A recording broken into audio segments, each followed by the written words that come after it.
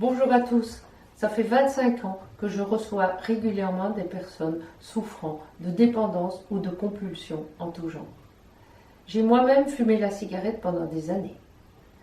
J'ai arrêté 20 fois, j'ai repris 19 fois. Comme quoi, être médecin et bien au courant de tous les méfaits du tabac, eh bien ça ne suffit pas. Ma dépendance était plus forte que moi, plus forte que ma volonté, plus forte que tout. Donc l'aide apportée par l'association Addict m'a intéressée autant à titre personnel qu'à titre professionnel. J'ai joué le jeu de la consommation consciente. Le besoin a vite diminué pour finir par s'arrêter totalement. L'idée même d'une cigarette est sortie de ma vie.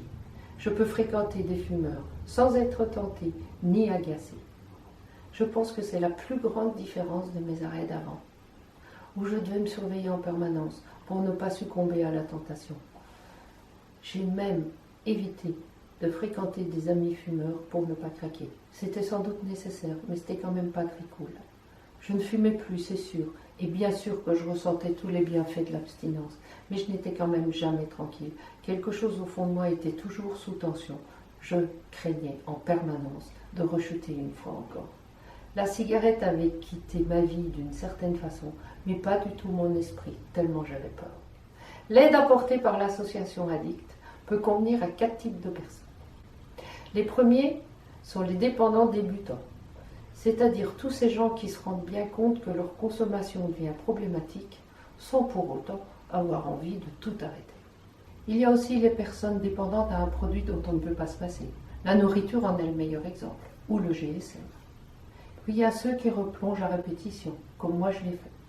Et enfin, ceux qui passent d'un produit à l'autre, qui changent de comptoir pour finir par consommer un peu trop ou beaucoup trop de tout. Bref, tous ces gens, et c'est la majorité, qui ont encore besoin de consommer, même si c'est la honte, même si ça bousille leur santé, même si ça bousille leur estime d'eux, même si ça pourrit leur vie. Bien sûr, on connaît tous quelqu'un qui a réussi à arrêter d'un coup, en une fois.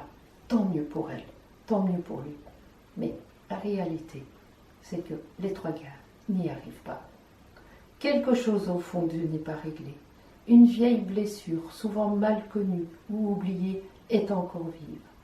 Elle entretient bien plus qu'on ne le croit le besoin de consommer de façon incompréhensible et irrépressible. La consommation consciente, c'est consommer de mieux en mieux pour consommer de moins en moins.